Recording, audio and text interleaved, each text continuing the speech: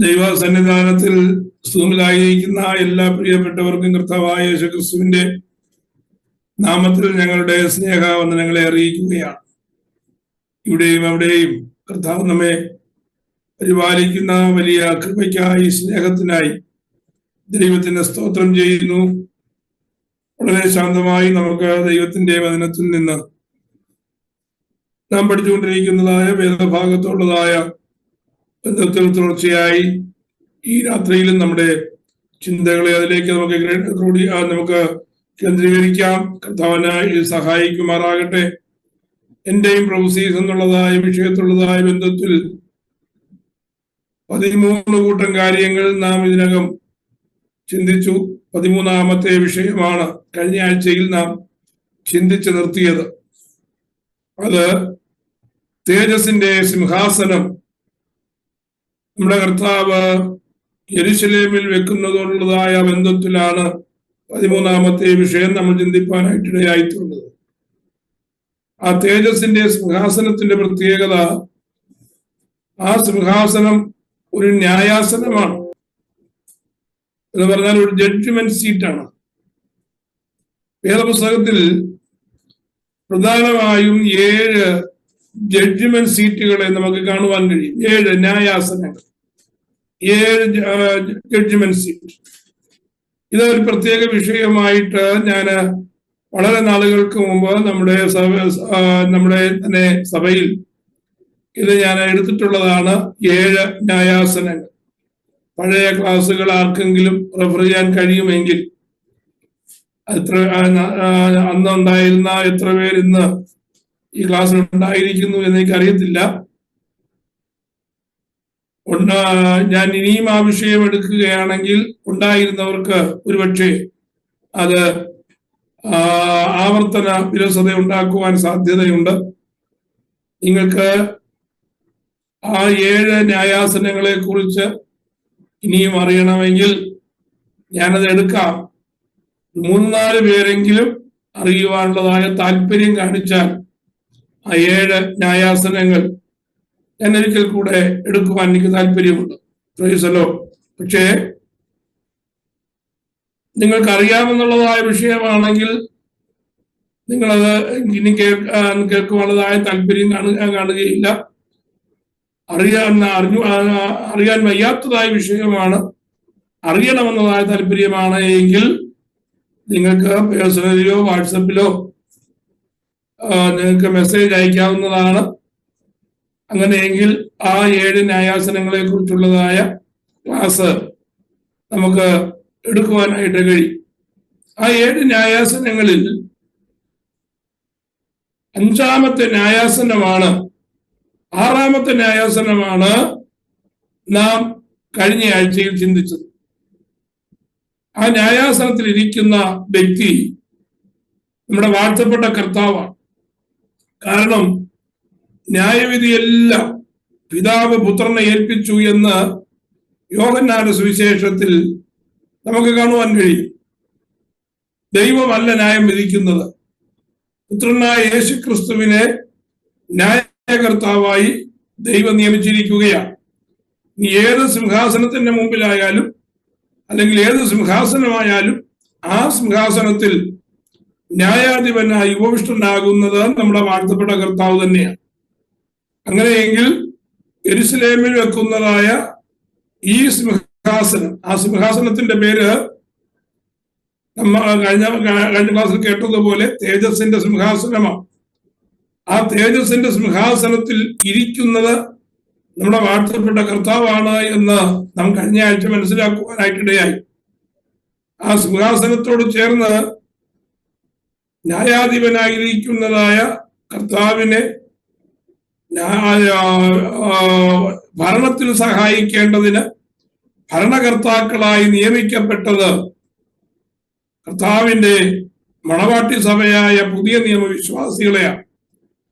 അപ്പൊ അവർ വിധികർത്താക്കളായതുകൊണ്ട്, പുതിയ നിയമവിശ്വാസികൾ വിധികർത്താക്കളായതുകൊണ്ട് അവർക്കൊരിക്കലും അവരുടെ മേൽ ഒരിക്കലും ഈ ന്യായാസനത്തിന്റെ അല്ലെങ്കിൽ ന്യായാസനത്തിൽ നിന്ന് വരുന്നതായ വിധി എന്തായാലും അവരെ ബാധിക്കുകയില്ല.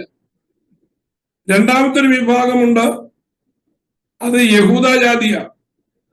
സ്വന്തം ജനമായിരിക്കുന്നതായ ആ യഹൂദ ജാതി സിംഹാസനത്തോട് ചേർന്ന് അവരും നിൽക്കുന്നത് കൊണ്ട് യഹൂദ ജാതിയെയും ഈ ന്യായാസനം യാതൊരു വിധത്തിലും ശിക്ഷാവിധിക്ക് ഹേതുവാകുന്നില്ല. പിന്നെ ഉള്ളതെന്ന് പറയുന്നത് ഈ ലോകത്തിലായിരിക്കുന്നതായ ജാതികളാണ്. ഈ ജാതികളെയാണ് ഈ ന്യായാസനത്തിന്റെ മുമ്പിൽ വിധി കേൾക്കുവാൻ അല്ലെങ്കിൽ വിധിക്കപ്പെടുവാനായിട്ട് കൂടി വരുന്നത്. ഞാൻ നേരത്തെ പറഞ്ഞു, ലോകത്തിലെ ജനത്തെ ഇപ്പോൾ മൂന്നായിട്ട് തിരിക്കുവാനായിട്ട് കഴിയുമെന്ന് പറഞ്ഞു. ഒന്നാമത്തെ വിഭാഗം മണവാട്ടി സഭയാണ്. രണ്ടാമത്തെ വിഭാഗം ദൈവത്തിന്റെ സ്വന്തം ജനമായ ഇസ്രായേലാണ്. മൂന്നാമത്തെ വിഭാഗം ഇതിൽ രണ്ടിലും പെടാതിരിക്കുന്നതായ ജാതികളാണ്. അപ്പൊ ആ ജാതികൾക്ക് വേണ്ടിയുള്ളതായ വിധി നിർണയമായതുകൊണ്ട് അത് ഏത് ബേസിലാണ് വിധി നിർണയം ചെയ്യുന്നത് എന്ന് കഴിഞ്ഞ ആഴ്ചയിൽ 2 വാക്യങ്ങളുടെ അടിസ്ഥാനത്തിൽ നാം ചിന്തിപ്പാനായിട്ട് ഇടയായി തീർന്നു. അതാണ് മത്തായിയുടെ സുവിശേഷം 25-ാം അധ്യായത്തിന്റെ 30-31 വാക്യങ്ങൾ. ആ വാക്യത്തിൻ പ്രകാരം ആ സിംഹാസനത്തിന്റെ മുമ്പിലേക്ക് കടന്നു വരുന്നതായ ജനത്തെ ജാതികളെ രണ്ടായിട്ട് തിരിക്കുകയാണ്. വലതുവശത്തേക്ക് ചെമ്മരിയാടുകളെ തിരിക്കുന്നത് പോലെ ഒരു കൂട്ടരെയും, ഇടയൻ കോലാടുകളെ തിരിക്കുന്നത് പോലെ രണ്ടാമത്തെ കൂട്ടരെ തിരിച്ച് ഇടതുഭാഗത്തേക്കുമായി 2 ആയിട്ടങ്ങ് വേർതിരിക്കും. അത് നറുക്കിട്ട് വേർതിരിക്കുകയല്ല, മുഖം നോക്കി, സൗന്ദര്യം നോക്കി, വിദ്യാഭ്യാസം നോക്കി, പൊക്കമോ വണ്ണമോ നോക്കി വേർതിരിക്കുകയല്ല. അവിടെ ഇടത്തേക്കും വലത്തേക്കും വേർതിരിക്കുന്നതിന് അവിടെയുള്ളതായ കണ്ടീഷൻ എന്ന് പറയുന്നത് താഴോട്ടുള്ളതായ വാക്യങ്ങൾ വായിക്കുമ്പോൾ നമുക്ക് കാണുവാനായിട്ട് കഴിയും. അത് ആ ഭാഗം നിങ്ങളൊന്ന് വായിച്ചാൽ അത് ക്ലിയർ ആകും. അവിടെ വന്നിരിക്കുന്നതായ ആ വിധിന്യായത്തിന്റെ ബേസ് എന്ന് പറയുന്നത് ഈ കർത്താവ് തന്റെ അടുത്ത് നിൽക്കുന്ന ജനത്തെ ചൂണ്ടിക്കാണിച്ചിട്ട്, അതായത് ഇസ്രായേൽ ജനത്തെ ചൂണ്ടിക്കാണിച്ചിട്ട് കർത്താവ് പറയുന്നൊരു കാര്യമുണ്ട്. ഈ ചെറിയവരിൽ ഒരുവന് ചെയ്യുന്നതെല്ലാം നിങ്ങൾ എനിക്ക് ചെയ്യുന്നതാണ്. ഈ ചെറിയവരിൽ ഒരുവന് ചെയ്യാതിരിക്കുന്നതെല്ലാം നിങ്ങൾ എനിക്ക് ചെയ്യാതിരിക്കുന്നതാണ്. അപ്പോ ആ ചെറിയവർ എന്ന് പറയുന്നതായ കർത്താവിന്റെ സ്വന്തം ജനമായ ഇസ്രായേലിന്റെ കഴിഞ്ഞ 3.5 വർഷത്തെ സ്ഥിതി എന്ന് പറയുന്നത് വളരെ പരിതാപകരമായ സ്ഥിതിയായിരുന്നു. സ്വന്തം ദേശത്ത് നിൽക്കുവാൻ കഴിയാതെ അവർക്ക് മാതാപിതാക്കളെ വിട്ട്, ഒരുപക്ഷെ സഹോദരങ്ങളെ വിട്ട്, കുടുംബങ്ങളെ വിട്ട് പലായനം ചെയ്യേണ്ടതായ ആ വല്ലാത്ത കഷ്ടത അവർക്ക് നേരിടുവാനായിട്ടിടയായി. എങ്ങോട്ട് പോകുന്നു എന്നറിയാതെ, എന്തായി തീരുമെന്ന് അറിയാതെ അവർ തങ്ങളുടെ സ്വന്തം ദേശമായ ഇസ്രായേലിൽ നിന്ന് പലായനം ചെയ്യുവാനായിട്ടിടയായി. അങ്ങനെ പലായനം ചെയ്യപ്പെട്ടതായ ഇസ്രായേല് വിവിധ രാജ്യങ്ങളിൽ, വിവിധ ദേശങ്ങളിൽ അവർ എത്തിപ്പെടുമ്പോ ഇസ്രായേൽ ജാതി അല്ലെങ്കിൽ യഹൂദ ജാതി എന്ന് കണ്ട് അവരോട് ദയ തോന്നി നഗ്നരായി വന്നതായ അവർക്ക് ഉടുപ്പ്, ഭക്ഷിപ്പാൻ ഭക്ഷണമില്ലാതെ പട്ടിണിയായിട്ട് വന്നതായ അവർക്ക് ഭക്ഷണം, കയറിക്കിടക്കുവാൻ ഒരു പാർപ്പിടമില്ലാതെ ഓടി വന്നതായ അവർക്ക് തലചായ്പാൻ ഒരിടം, ഒരഭയം നൽകി എന്നതിന്റെ വെളിച്ചത്തിൽ അങ്ങനെ അഭയം നൽകിയതായ ജനത്തെ ചെമ്മരിയാടിനെ ഇടയൻ വേർതിരിക്കുന്നത് പോലെ കർത്താവ് വലതുവശത്തേക്ക് അവരെ വേർതിരിച്ചു മാറ്റി. എന്നാൽ യഹൂദൻ തന്റെ അടുക്കലേക്ക് വന്നത് അത് അവരോടുള്ളതായ പകപോക്കാനായി, അവർക്ക് വേണ്ടതായ നൽകുവാൻ സമ്മതമില്ലാതെ അവരെ ആട്ടിപ്പായിക്കുകയോ അവരെ ഉപദ്രവിക്കുകയോ അവരെ കൊല്ലുകയോ ചെയ്തതായ ജനത്തെ ഇടയൻ കോലാടുകളെ വേർതിരിക്കുന്നത് പോലെ അവരെ ഇടതുവശത്തേക്ക് വേർതിരിക്കും. എന്നിട്ട് കർത്താവ് പറയുന്നതായ കാര്യമാണ് നേരത്തെ പറഞ്ഞത്. ഈ ചെറിയവരിൽ ഒരാളിന് നിങ്ങൾ ചെയ്തത് അത് എനിക്ക് ചെയ്തത്. നമ്മൾ ആ ഭാഗം വായിക്കുമ്പോ ആ സന്ദർഭം വിട്ടുകളഞ്ഞ ഭാഗം പഠിക്കുകയോ വായിക്കുകയോ ചെയ്യരുത്. അത് തെറ്റാണ്. അത് അന്നത്തെ കാലത്തേക്ക് കർത്താവ് ഇസ്രായേൽ ജാതിക്ക് വേണ്ടി പറഞ്ഞിരിക്കുന്നതായ ഒരു ഉപമയാണ്.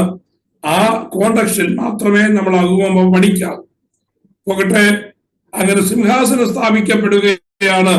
അതാണ് 13ാമത്തെ വിഷയമായി നാം കഴിഞ്ഞ പ്രാവശ്യം ചിന്തിച്ചു നിർത്തിയത്.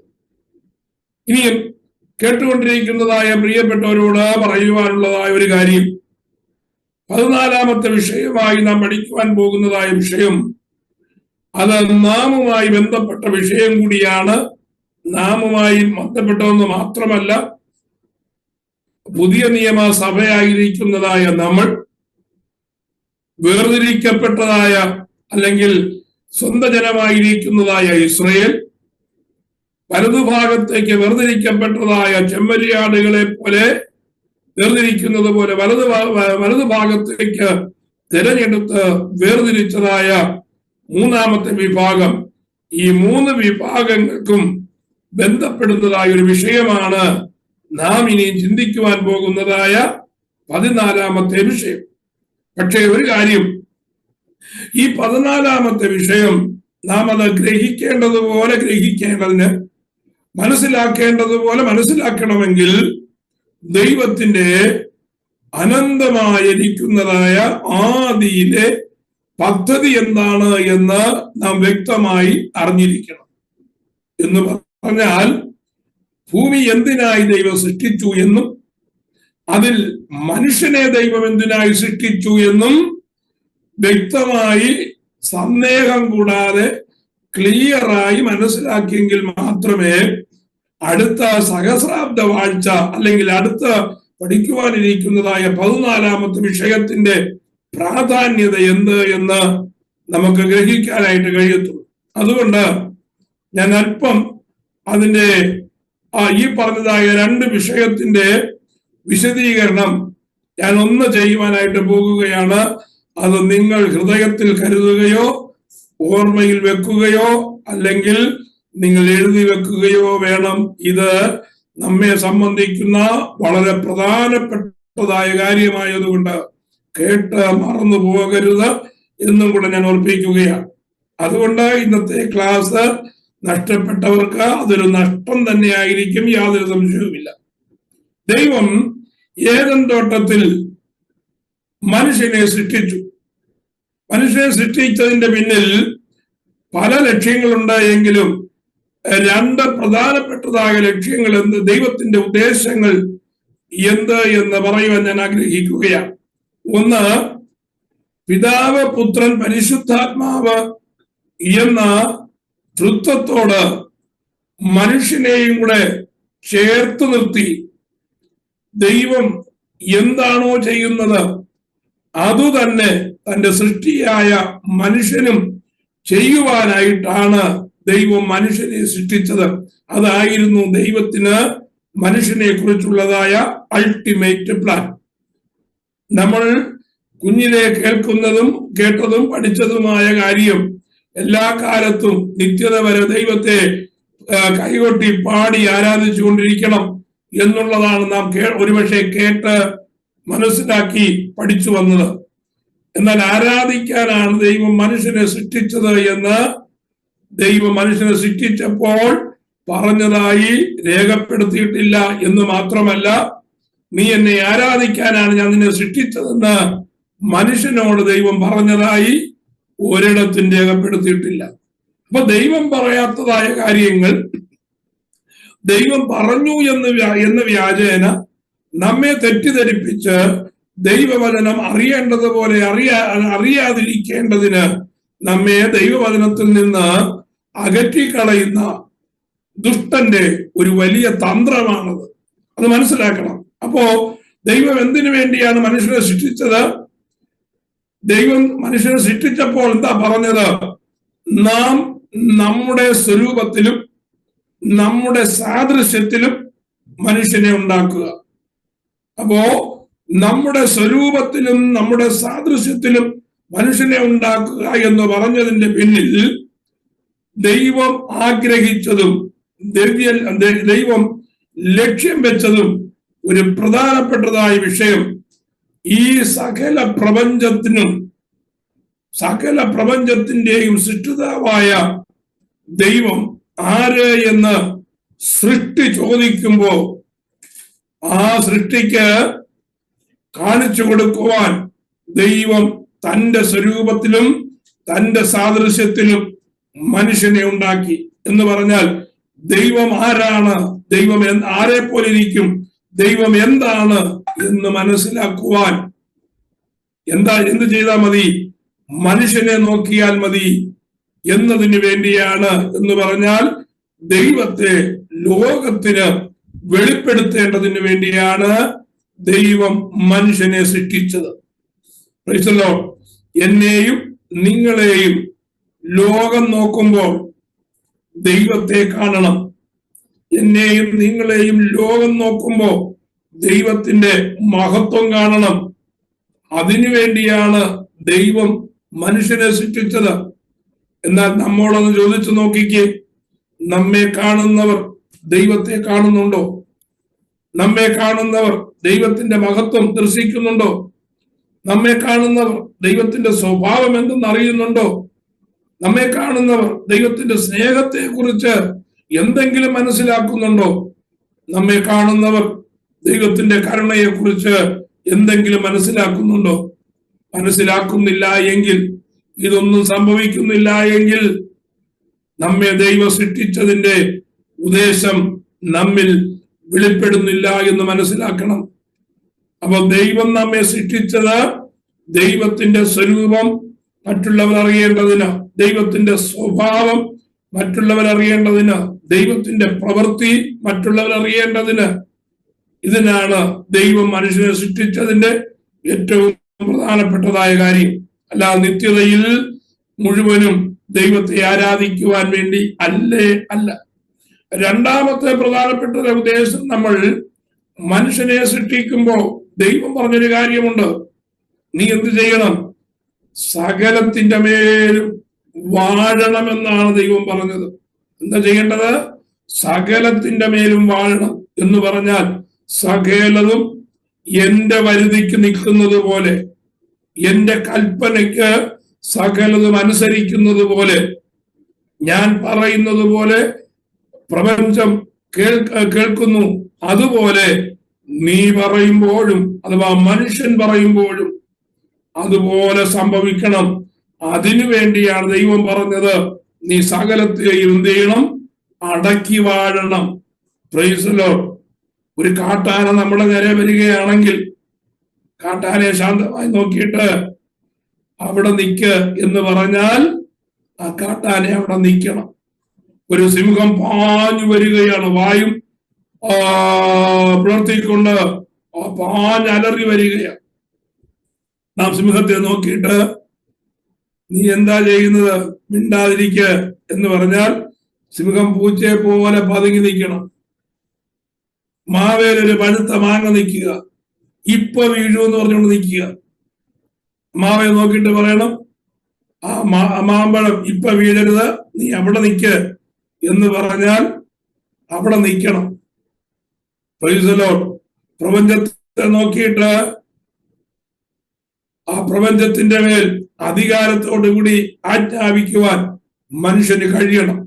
അത് ഒരു മനുഷ്യൻ അങ്ങനെ ചെയ്തു. നമുക്കറിയാം, ഇസ്രായേലിന്റെ രണ്ടാമത്തെ നായകനായ യോശുവ യുദ്ധത്തിനായിട്ട് കടന്നു പോകുമ്പോ സൂര്യനെയും ചന്ദ്രനെയും തന്റെ ഒരൊറ്റ വാക്കുകൊണ്ട് നിർത്തുവാനിടയായി. സൂര്യൻ നിൽക്കുക എന്ന് പറഞ്ഞാൽ, ചന്ദ്രൻ നിൽക്കുക എന്ന് പറഞ്ഞാൽ, നാം ഉൾപ്പെട്ടു നിൽക്കുന്ന ഈ സോളാർ സിസ്റ്റം മുഴുവനും നിശ്ചലമായി എന്നതിനർത്ഥം. ഒരു മനുഷ്യന്റെ വാക്ക്. ഇതുപോലെ മനുഷ്യൻ പ്രകൃതിയോട് പറഞ്ഞാൽ, ഇപ്പോ ഭീകരമായ മഴ പെയ്യുന്നുണ്ടല്ലോ, മഴയെ നോക്കിയിട്ട് നിൽക്ക് എന്ന് പറഞ്ഞാൽ മഴ അവിടെ നിൽക്കണം. വെള്ളപ്പൊക്കം വരുമ്പോ ഒഴുകിപ്പോകുന്നതായ നദി, നീ തീരം കവിഞ്ഞൊഴുകരുത്, നിനക്ക് വെച്ചിരിക്കുന്നതായ ആ സ്ഥലത്തുകൂടെ തന്നെ ഒഴുകുക എന്ന് പറഞ്ഞാൽ നദി എന്ത് ചെയ്യണം? ഒഴുകണം, അതനുസരിക്കണം. ഇതിനു വേണ്ടിയാണ് മനുഷ്യനെ സൃഷ്ടിച്ചത്. പക്ഷേ ഇന്ന് നാം പറഞ്ഞാൽ ഒരു ഉറുമ്പെങ്കിലും അനുസരിക്കുന്നുണ്ടോ? ഇന്ന് നാം പറഞ്ഞാൽ നമ്മുടെ വാക്കിന് ഒരു വിലയുമില്ല. കാരണം എന്താ? ദൈവത്തിന്റെ ആ ഉദ്ദേശത്തിൽ നിന്ന് മനുഷ്യൻ അകന്നു പോയത് കൊണ്ടാണ്. അപ്പൊ മനുഷ്യനെ ദൈവം സൃഷ്ടിച്ചത് ഒന്ന് ദൈവത്തിന്റെ മഹത്വവും ദൈവം ആരെന്നും പ്രപഞ്ചത്തിന് അല്ലെങ്കിൽ സൃഷ്ടിക്ക് വെളിപ്പെടുത്തേണ്ടതിന് വേണ്ടിയാണ് നമ്മെ സൃഷ്ടിച്ചത്, നമ്മെ ഓരോരുത്തരെയും. അതുപോലെ ഈ പ്രപഞ്ചത്തെ ദൈവം നിയന്ത്രിക്കുന്നത് പോലെ നാം നിയന്ത്രിച്ച് സകലത്തെയും അടക്കി വാഴേണ്ടതിന് വേണ്ടിയാണ് ദൈവം നമ്മെ സൃഷ്ടിച്ചത്. Praise the Lord. പക്ഷേ ഇതെല്ലാം തെറ്റിപ്പോകുവാനായിട്ടിടയായിട്ട് തീർന്നതിന്റെ കാരണം മനുഷ്യൻ പാപം ചെയ്തത് കൊണ്ടാണ്. Praise the Lord. ദൈവം ഭൂമിയെ സൃഷ്ടിച്ചപ്പോ ഭൂമി വളരെ പെർഫെക്റ്റ് ആയിരുന്നു, വളരെ പെർഫെക്റ്റ് ആയിരുന്നു. ഒരു കുഴപ്പവും ഇല്ലാത്ത വിധത്തിൽ ഉദ്യാനമായി മനുഷ്യന് സുഖസമൃദ്ധമായി പാർക്കുവാൻ, ഭയരഹിതമായി പാർക്കുവാൻ, ഒന്നിനെയും പേടിക്കണ്ട. പാമ്പിനെയും പേടിക്കണ്ട, വഴുതാനെയും പേടിക്കണ്ട, പാറ്റയെയും പേടിക്കണ്ട, വല്ലിയെയും പേടിക്കണ്ട, വന്യമൃഗങ്ങളെ ഒന്നിനെയും പേടിക്കണ്ട. എല്ലാറ്റിന്റെ മേലും അധികാരത്തോടുകൂടെ ഭയരഹിതനായി പാർക്കത്തക്ക വിധത്തിൽ പെർഫെക്റ്റ് ആയിട്ട് ഉള്ളതായ ഒരു ഭൂമിയെയാണ് ദൈവം സൃഷ്ടിച്ചത്. ആ പെർഫെക്റ്റ് ആയിരുന്നതായ ഭൂമിയെ സൃഷ്ടിച്ചിട്ട് അതായത് പൂർണ്ണനല്ലാത്ത, പെർഫെക്റ്റ് അല്ലാത്തതായ മനുഷ്യനെ ഭൂമിയുടെ ചുമതല ഏൽപ്പിക്കുകയാണ്. എന്തിനു വേണ്ടിയാണ് പെർഫെക്റ്റ് അല്ലാത്തതായ മനുഷ്യനെ ഏൽപ്പിച്ചത്? മനുഷ്യൻ ദൈവത്തിങ്കിൽ നിന്ന് കേട്ട് പഠിച്ച് മനസ്സിലാക്കി വളർന്ന് വളർന്ന് വളർന്ന് ദൈവത്തിന്റെ പരിജ്ഞാന പൂർത്തിയിലേക്ക് എത്തിയിട്ട് ഈ പ്രപഞ്ചത്തിന്റെ അധികാരം ഏറ്റെടുക്കുക. അതിനുവേണ്ടിയാണ് ദൈവം സൃഷ്ടിച്ചത്. ഒരു മനുഷ്യനൊരു കമ്പനി സ്ഥാപിച്ചു എന്നിരിക്കട്ടെ. കമ്പനി അവന്റെ പ്രയത്ന ഫലത്താൽ കമ്പനി സ്ഥാപിച്ചു. അവനൊരു മകൻ ജനിച്ചു. ഈ കമ്പനി ഉടമയുടെ ആഗ്രഹം എന്തായിരിക്കും?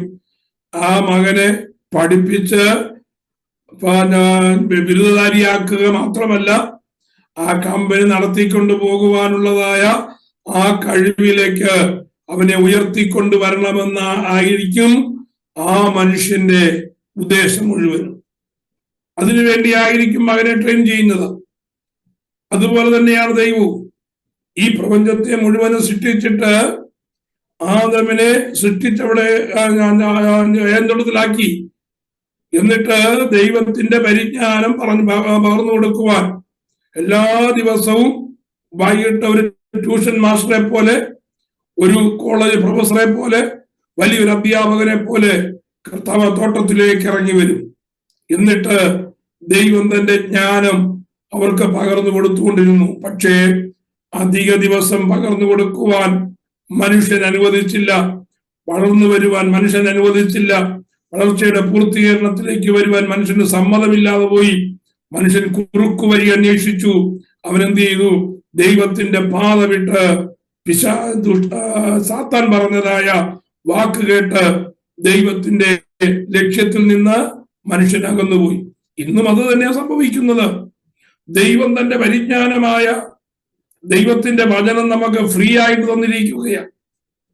ആർക്ക് വേണമെങ്കിലും പഠിക്കുവാൻ, ആർക്ക് വേണമെങ്കിലും വായിക്കുവാൻ, അത് മനസ്സിലാക്കുവാൻ, ദൈവത്തിന്റെ പരിജ്ഞാന പൂർത്തിയിലേക്ക് വളർന്നു വരുവാൻ ദൈവം നമുക്ക് സൗജന്യമായി തന്റെ വചനം തന്നിരിക്കുകയാണ്. പക്ഷെ ആർക്ക് വേണം വചനം? ആർക്ക് പഠിക്കണം? ആർക്കത് അനുസരിക്കണം?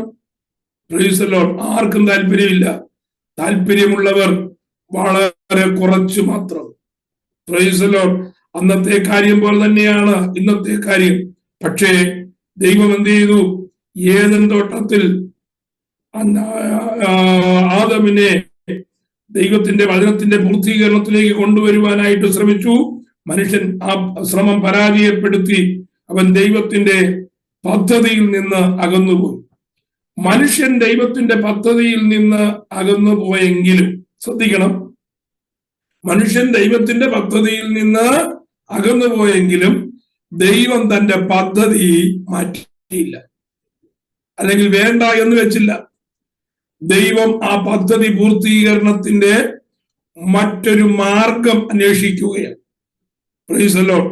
മനുഷ്യൻ അടച്ചതായ വഴി ദൈവം വീണ്ടും തുറക്കുവാൻ ആരംഭിച്ചു. Praise the Lord. ആ ഇംപെർഫെക്റ്റ് ആയിട്ടിരിക്കുന്നതായ മനുഷ്യനെ ഭൂമിയുടെ അല്ലെങ്കിൽ ദൈവത്തിന്റെ സൃഷ്ടിയുടെ ചുമതല ഏൽപ്പിച്ചപ്പോ മനുഷ്യൻ പരാജയപ്പെട്ടെങ്കിലും ദൈവം ആ പദ്ധതി നവീകരിച്ചിട്ട് ഇങ്ങനെ തീരുമാനിച്ചു. ഇൻപെർഫെക്റ്റ് ആയിരിക്കുന്നതായ മനുഷ്യനായതുകൊണ്ടാണ് അവൻ അതിൽ തോറ്റുപോയത്. അതുകൊണ്ട് അവനെ എന്ത് ചെയ്യണം?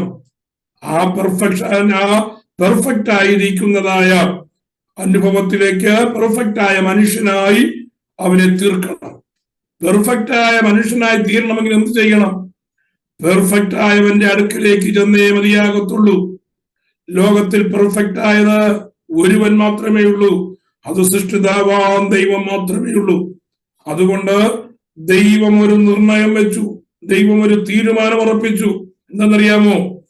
എന്റെ അടുക്കലേക്ക് പെർഫെക്ഷൻ അന്വേഷിച്ചുകൊണ്ട് എന്റെ അടുക്കലേക്ക് വരുന്നവനെ ഞാൻ പെർഫെക്റ്റ് ആയിട്ട് അല്ലെങ്കിൽ പെർഫെക്ഷനിലേക്ക് ഞാൻ കൊണ്ടുവരും. അവനെ ഞാൻ ഈ ഭൂമിയുടെ ഭരണമേൽപ്പിക്കുമെന്ന് ദൈവം തീരുമാനിച്ചു.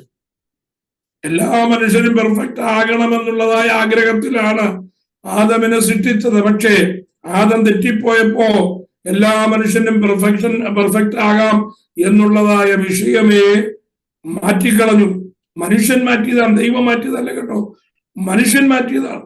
അതുകൊണ്ട് ദൈവം ഒരു ചോയ്സ് വെച്ചു. എന്ത് ചോയ്സ്? തെറ്റിപ്പോയ മനുഷ്യനിൽ നിന്ന് ആരാണോ പെർഫെക്ഷൻ അന്വേഷിച്ച് എന്റെ അടുക്കലേക്ക് വരുന്നത്, ഞാൻ അവനെ പെർഫെക്ഷനിലേക്ക് നടത്തും. അങ്ങനെ പെർഫെക്റ്റ് ആയവന്റെ കയ്യിൽ ഞാൻ ഈ പ്രപഞ്ചമേൽപ്പിക്കും, അല്ലെങ്കിൽ ഈ ഭൂമിയുടെ ഭരണമേൽപ്പിക്കും. അതിനുവേണ്ടി എന്ത് ചെയ്തു? ദൈവം മനുഷ്യനെ പെർഫെക്ഷനിലേക്ക് കൊണ്ടുവരുവാൻ വേണ്ടി ദൈവത്തിന്റെ ന്യായപ്രമാണം അവന് കൊടുത്തു. പക്ഷെ ന്യായപ്രമാണം അനുസരിപ്പാൻ അവന് കഴിഞ്ഞില്ല. അതുകൊണ്ട് ദൈവം എന്ത് ചെയ്തു? പെർഫെക്റ്റ് ആയ തന്റെ പുത്രനായ യേശുവിനെ ലോകത്തിലേക്ക് അയച്ചു. എന്നിട്ട് ഒരു മാതൃകയായി, ഒരു മോഡലായി, ഒരു മാതൃകയായി നമ്മുടെ വാഴ്ത്തപ്പെട്ട കർത്താവിനെ നമ്മുടെ മുമ്പിൽ ഒരുക്കി വെച്ചു. എന്നിട്ട് ദൈവം പറഞ്ഞു, പ്രൈസ് ദി ലോർഡ്, ഇവൻ എന്റെ പ്രിയപുത്രൻ, ഇവന് ചെവി കൊടുപ്പീൻ. ആരാണോ യേശു ക്രിസ്തുവിനെ അനുകരിക്കുന്നത്, പെർഫെക്റ്റ് ആയ യേശുവിനെ അനുകരിക്കുന്നതാരാണോ, അനുസരിക്കുന്നതാരാണോ, അതുപോലെ ആകുവാൻ ആഗ്രഹിക്കുന്നതാരാണോ, അവരെ ഞാൻ എന്ത് ചെയ്യും? ഈ ഭൂമിയുടെ ഭരണകേന്ദ്രത്തിലേക്ക് കൊണ്ടുവരും. Praise the Lord. കൃപയാൽ എന്ത് ചെയ്തു? കർത്താവ് തിരഞ്ഞെടുത്തവരിൽ 12 പേര് ആദ്യം ക്രിസ്തുവിന്റെ പെർഫെക്ഷനിലേക്ക് വരുവാൻ അവരാഗ്രഹിച്ച് സമർപ്പിച്ച് കർത്താവിന്റെ മുമ്പാകെ അവർ അവരുടെ ജീവിതം കൊടുത്തു. Praise the Lord. അതിനുശേഷം അനേകർ കർത്താവിന്റെ വചനത്തെ അതുപോലെ സ്വീകരിച്ച് അത് പഠിച്ച് കർത്താവ് എന്തു പറഞ്ഞോ അതുപോലെ ചെയ്ത് ആ പെർഫെക്ഷനിലേക്ക് അനേകർ കടന്നു വന്നു. കഴിഞ്ഞ 2000 വർഷമായി ആ പെർഫെക്ഷനിലേക്ക് കടന്നു വരുന്ന ഒരു ന്യൂനപക്ഷം ഇപ്പോഴും ഉണ്ട്. എല്ലാവരും ആ പെർഫെക്ഷനിലേക്ക് എത്തുന്നില്ല. ശ്രദ്ധിക്കണമേ. യേശു ക്രിസ്തുവിനെ രക്ഷിതാവായി സ്വീകരിച്ചെന്ന് പറഞ്ഞുകൊണ്ടോ, സ്നാനപ്പെട്ടെന്ന് പറഞ്ഞുകൊണ്ടോ, പരിശുദ്ധാത്മാവിന്റെ അഭിഷേകം പ്രാപിച്ചു എന്ന് പറഞ്ഞതുകൊണ്ടോ ആ പെർഫെക്ഷനിലേക്ക് വരുന്നില്ല. പെർഫെക്ഷനിലേക്ക് വരുന്നതായ മനുഷ്യനെ മാത്രമേ ഭൂമിയുടെ ഭരണം ഏൽപ്പിക്കുകയുള്ളൂ. അതാണ് ദൈവത്തിന്റെ പദ്ധതി. അതിനെന്താ ചെയ്യേണ്ടത്? അതിന് ചെയ്യേണ്ടത് നാം നമ്മുടെ ജീവിതത്തിൽ യേശുവിനെ പ്രതിഫലിപ്പിക്കണം. യേശുവിന്റെ സ്വഭാവം നമ്മുടെ മേൽ വരണം. നമ്മുടെ വാഴ്ത്തപ്പെട്ട കർത്താവ് പറഞ്ഞതായ കൽപ്പനകൾ അതുപോലെ നാം അനുസരിക്കണം. Praise the Lord. കർത്താവിന്റെ ക്യാരക്ടർ നമ്മിൽ ഉണ്ടാകണം എന്നാണ് ഈ പറഞ്ഞു വരുന്നത്. Praise the Lord.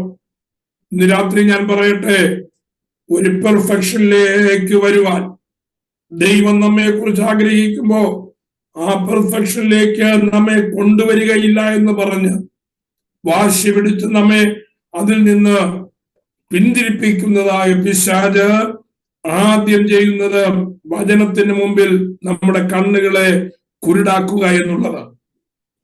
വചനം പഠിക്കുവാൻ താല്പര്യം, വചനം വായിക്കുവാൻ താല്പര്യം, പ്രൈസ് ദി ലോർഡ്, വചനം അനുസരിക്കുവാൻ താല്പര്യം, ഇതൊന്നുമില്ലാത്ത ഡമ്മികളായി ക്രിസ്ത്യാനികൾ എന്ന പേര് മാത്രം വരുത്തക്ക രീതിയിൽ മനുഷ്യരെ ഒരു വെറും ഡമ്മികളാക്കി മാറ്റിക്കൊണ്ടിരിക്കുകയാണ് ഈ കാലഘട്ടത്തിൽ. Praise the Lord. നാം ഒരിക്കലും ഡമ്മികളാകരുത്. നാം പെർഫെക്ഷനിലേക്ക് വരുവാൻ ദൈവകൃപയിൽ നാം ആശ്രയിക്കണം. ദൈവകൃപയിൽ ആശ്രയിക്കുന്നതോടൊപ്പം ദൈവത്തിന്റെ വചനത്തിന് എല്ലാറ്റിനേക്കാളും, നമ്മുടെ ശരീരത്തേക്കാൾ, നമ്മുടെ ആരോഗ്യത്തെക്കാൾ, നമ്മുടെ ധനത്തേക്കാൾ, നമ്മുടെ വിദ്യാഭ്യാസത്തെക്കാൾ, എന്തിനേക്കാളും പ്രാധാന്യം നമ്മുടെ ദൈവത്തിന്റെ വചനത്തിന് കൊടുക്കുന്നെങ്കിൽ മാത്രമേ ആ പെർഫെക്ഷനിലേക്ക് നാം വരികയുള്ളൂ എന്ന് ഇന്ന് രാത്രി നാം അറിയണം. Praise the Lord. ആ പെർഫെക്ഷനിലേക്ക് നാം വരുമ്പോഴാണ് കർത്താവിന്റെ ആ മണവാട്ടിയായി നാം മാറ്റപ്പെടുന്നത്. ഈ മണവാട്ടിയെയാണ് കർത്താവ് മധ്യാകാശത്തിൽ വന്ന് എടുത്ത് ശുദ്ധീകരിച്ച് പ്രതിഫലം കൊടുത്ത് തേജസ്കരിച്ച് കർത്താവിന്റെ മണവാട്ടിയായി പ്രമോഷൻ കൊടുത്ത്, പ്രൈസ് ദി ലോർഡ്, നമ്മുടെ കർത്താവിന് കിട്ടുന്നതായ അധികാരം കൂടെ നമുക്ക് തന്നിട്ട് നമ്മെയും കൊണ്ട് ഈ ഭൂമിയിലേക്ക് വരുന്നത്. എന്തിനു വേണ്ടിയാണ്? ഈ ഭൂമിയുടെ ഭരണമേൽപ്പിക്കാനാണ്. ഈ ഭൂമിയുടെ ഭരണമേൽപ്പിക്കുവാൻ ആദ്യം രാജാവായ കർത്താവ് ആ ഭൂമിയെ ഏറ്റെടുക്കുകയാണ്. അതിനുവേണ്ടിയാണ് ആ സിംഹാസനം അവിടെ വെച്ചത്. ആ തേജസ്സിന്റെ സിംഹാസനത്തിന്റെ മുമ്പിൽ നിൽക്കുന്ന പുതിയ നിയമസഭയെ നോക്കിയാൽ they are absolutely perfect. Praise the Lord. ഇൻപെർഫെക്ഷൻ എന്ന് പറയുന്നത് അവരിൽ കാണുവാനില്ല. ഇന്ന് രാത്രി നമുക്ക് ചോദിക്കാം, കർത്താവേ, എന്നിൽ ഇൻപെർഫെക്റ്റ് ആയിരിക്കുന്ന വിഷയങ്ങളെ ഒന്ന് വെളിപ്പെടുത്തി തരണം. ദൈവത്തിന്റെ സന്നിധിയിൽ ഇൻപെർഫെക്ഷൻ ഉള്ളതായ കാര്യങ്ങൾ എന്നിൽ നിന്ന് പാടെ മാറ്റി തരണമെന്ന് ദൈവത്തോട് അപേക്ഷിച്ച് ദൈവപാദപീഠത്തിൽ നെടുമ്പാട് വീഴുവാൻ തയ്യാറായാൽ നമ്മെ പെർഫെക്ഷനിലേക്ക് കർത്താവ് നടത്തും. പക്ഷേ നടത്തുമെന്നേ ഉള്ളൂ, നടക്കേണ്ടത് നാമാണ്. തന്നെത്താൻ ഒരുക്കി കാത്തിരിക്കുന്നവരെ ചേർപ്പാനായിട്ടാണ് കർത്താവ് വരുന്നത് എന്നും കൂടെ നമ്മൾ ഓർക്കണം. തന്നെത്താൻ ഒരുക്കണം, നാമാണ് നമ്മെ ഒരുക്കേണ്ടത്.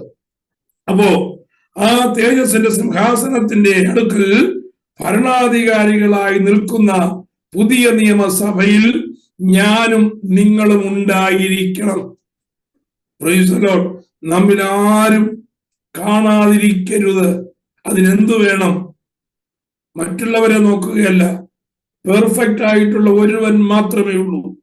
കർത്താവിനെ നോക്കുക, കർത്താവിന്റെ വചനം മനസ്സിലാക്കുക. അതേ ഉള്ള മാർഗം, വേറെ ഒരു മാർഗവുമില്ല. Praise the Lord. അപ്പോ സിംഹാസനത്തിലിരിക്കുന്നതായ കർത്താവിന് ആദ്യം ചെയ്യുന്നത് എന്താണ്? നമ്മൾ നേരത്തെ ചിന്തിച്ചു, ഭൂമിയുടെ ശുദ്ധീകരണമാണ്. ദൂതന്മാരെ ഗ്രൂപ്പായിട്ട് നിയമിച്ച് ഭൂമിയെ ശുദ്ധീകരിച്ച് കർത്താവ് ഭരണമേറ്റെടുക്കുകയാണ്. ഇനി ശ്രദ്ധിക്കണം, കർത്താവ് ഭരണമേറ്റെടുക്കുമ്പോ ആദ്യ നിമിഷങ്ങൾ ഭൂമിയുടെ സ്ഥിതി എന്താണ്? ഭൂമിയുടെ സ്ഥിതി നാശമാണ്. ഒരറ്റം മുതൽ മറ്റേ അറ്റം വരെ നശിച്ചു കിടക്കുകയാണ്. ഒരറ്റം മുതൽ മറ്റേ അറ്റം വരെ ദുർഗന്ധം വമിക്കുന്ന ഭൂമിയാണ്. ഒരറ്റം മുതൽ മറ്റേ അറ്റം വരെ താറുമാറായി കിടക്കുന്ന ഭൂമിയാണ്. അതൊന്ന് പെർഫെക്ഷനിലേക്ക് കൊണ്ടുവരുവാൻ ദൈവത്തിന്റെ ദൂതന്മാരെ തന്നെ ദൈവം നിയമിക്കുക. അങ്ങനെ നിയമിച്ച ഭൂമിയുടെ ഉപരിതലം ശുദ്ധീകരിക്കപ്പെടും. ഭൂമിയുടെ ഉപരിതലം ശുദ്ധീകരിക്കപ്പെട്ടു കഴിഞ്ഞാൽ സൃഷ്ടിതാവായ കർത്താവിന് ഭരിക്കത്തക്ക രീതിയിൽ ഈ പ്രപഞ്ചത്തിന് മാറ്റം വരും, മനുഷ്യന് മാറ്റം വരും, സസ്യലോകത്തിന് മാറ്റം വരും, ജന്തുലോകത്തിന് മാറ്റം വരും. ആദ്യം നമുക്ക് പ്രൈസ് ദി ലോർഡ് എന്താണ് ഈ പ്രപഞ്ചത്തിന് വരുന്നതായ മാറ്റം എന്ന് ശ്രദ്ധിക്കാം.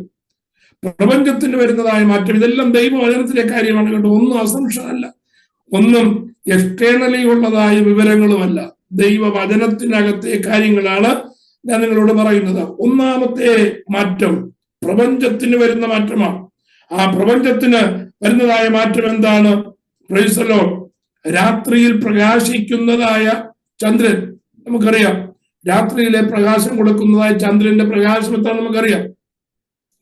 ആ ചന്ദ്രന്റെ പ്രകാശം ഇപ്പോൾ നട്ടുച്ചയ്ക്ക് സൂര്യന്റെ പ്രകാശം എന്താണോ അതേ പ്രകാശമായിരിക്കും ചന്ദ്രൻ ഭൂമിക്ക് നൽകുന്നതായ പ്രകാശം. ഞാൻ പറഞ്ഞു മനസ്സിലായോ? ചന്ദ്രന്റെ പ്രകാശം, ഇന്നത്തെ ചന്ദ്രന്റെ പ്രകാശം മാറി, എന്നിട്ട് സൂര്യന്റെ പ്രകാശത്തിന് തുല്യമായി ചന്ദ്രൻ പ്രകാശിക്കുവാൻ ആരംഭിക്കും. രണ്ട്, അപ്പൊ സൂര്യനോ? സൂര്യന്റെ പ്രകാശം ഇന്നത്തെ പ്രകാശത്തിന്റെ 7 മടങ്ങാകും. Praise the Lord. ആരും തലേ കൈവെക്കണ്ട. ഇന്നത്തെ സൂര്യന്റെ 7 മടങ്ങായാൽ എങ്ങനെ ജീവിക്കുമെന്ന് വിചാരിക്കരുത്. Praise the Lord. സൂര്യന്റെ പ്രകാശമേ വർദ്ധിക്കുകയുള്ളൂ, ചൂട് വർദ്ധിക്കുകയില്ല. ചൂട് വർദ്ധിക്കുമ്പോഴാണ് നമുക്ക് അസഹ്യത ഉണ്ടാകുന്നത്. ചൂട് കുറയുമ്പോഴും ചൂട് വർദ്ധിക്കുമ്പോഴും എന്ത് ചെയ്യും? നമുക്ക് അസഹ്യത ഉണ്ടാകും. പക്ഷേ കർത്താവ് സൂര്യനെ ഇപ്പോഴുള്ളതായ നിലയിൽ നിന്ന് പ്രൈസ് ദി ലോർഡ് ഭൂമിക്ക് 7 മടങ്ങ് പ്രകാശം കൊടുക്കത്തക്കതായ വിധത്തിൽ, നമുക്ക് ആവശ്യമായ ചൂട് ലഭിക്കത്തക്കതായ വിധത്തിൽ സൂര്യന്റെ അകലം നിർണയിക്കും.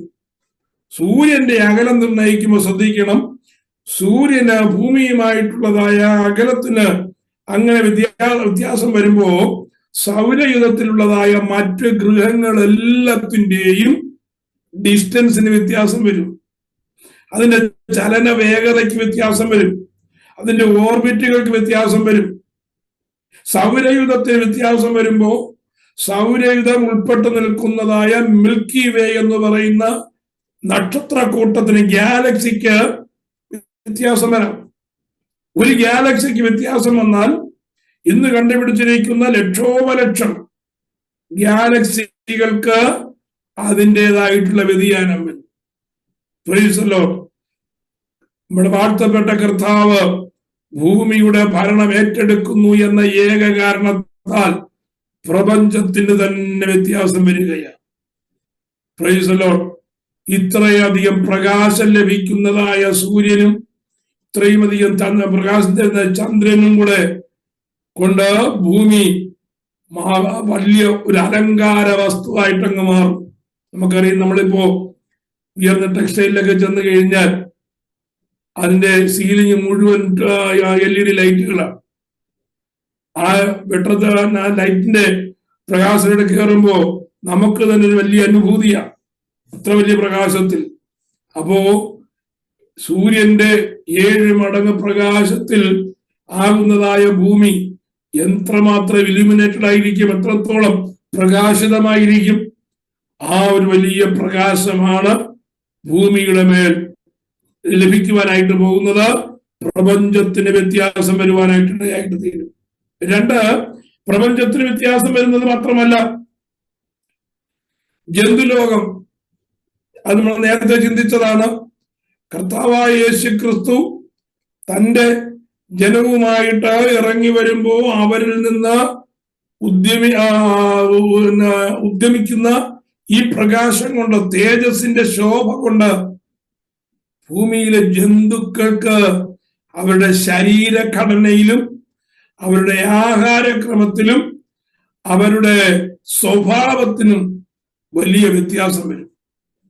എങ്ങനെ വ്യത്യാസം വരും?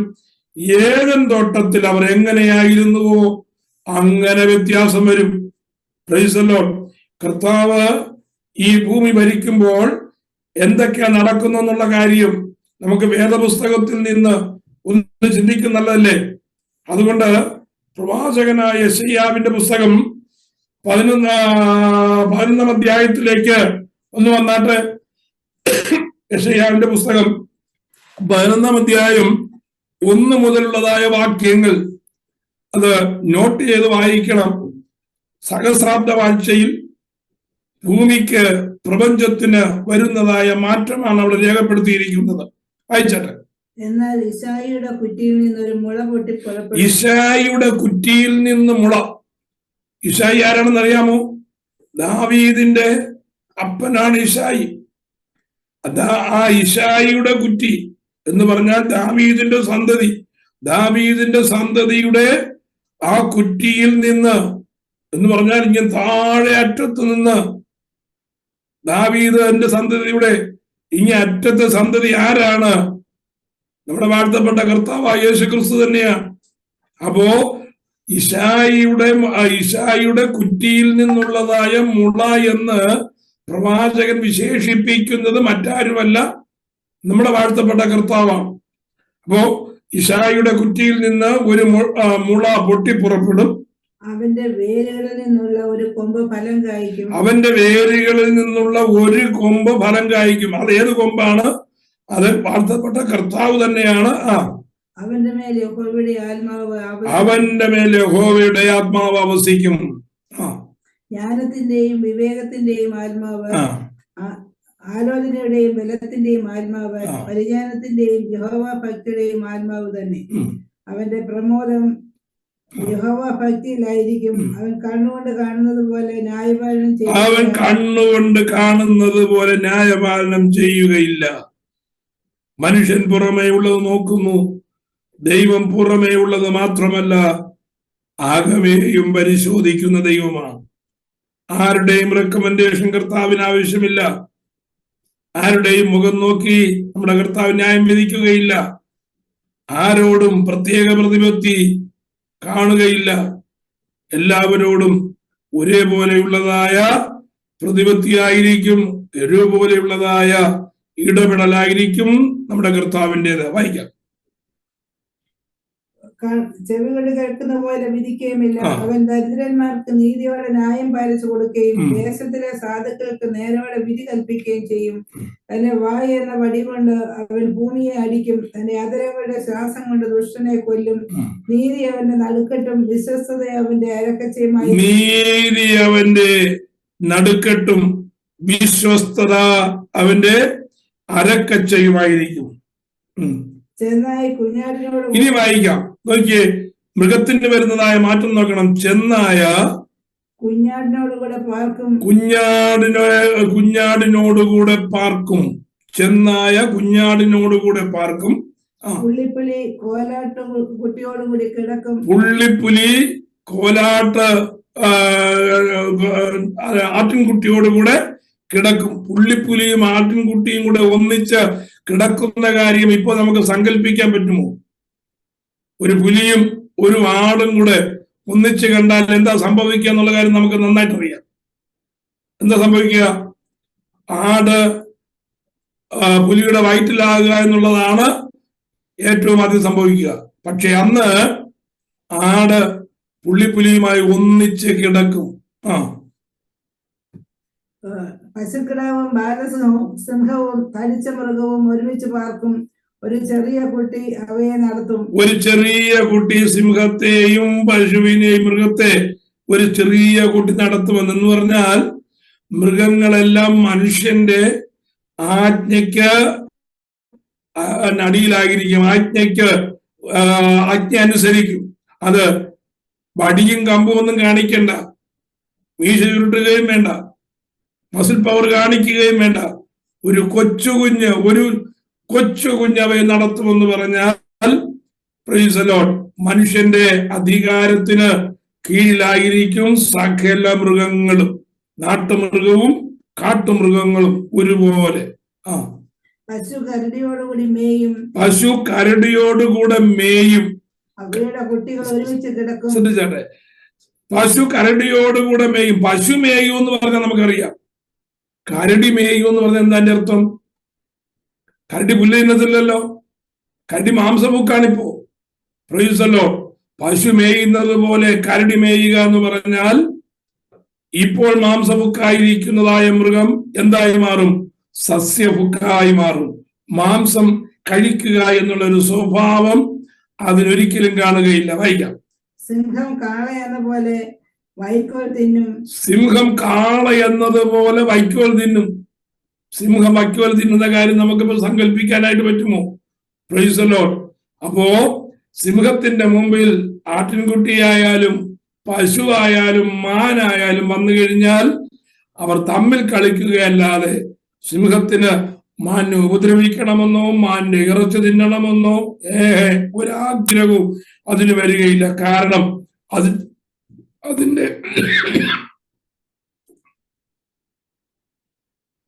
അതിന്റെ സ്വഭാവമേ മാറി. മാംസം കഴിക്കുവാനുള്ളത് അതിന്റെ ശരീരഘടന മാറി, അതിന്റെ ദഹന പ്രക്രിയ മാറി. Praise the Lord. നോക്ക്, ജന്തുക്കളുടെ അവസ്ഥയ്ക്ക് വന്നതായ ഭേദം.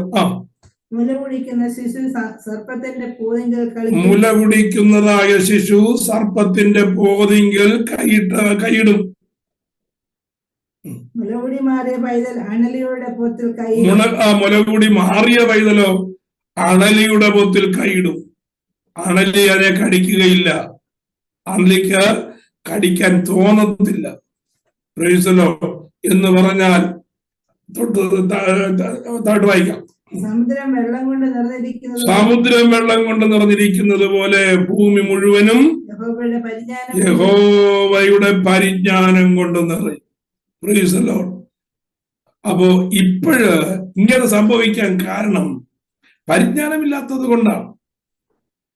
നമുക്ക് മറ്റുള്ളവരോട് അസൂയ തോന്നുന്നത്, മറ്റുള്ളവരോട് വെറുപ്പ് തോന്നുന്നത്, മറ്റുള്ളവരോട് കയ്പ് വരുന്നത്, പ്രൈസ് ദി ലോർഡ്, ഒരുവൻ ദ്രോഹിക്കാനായിട്ട് ശ്രമിക്കുന്നത് എന്തുകൊണ്ടാണ്?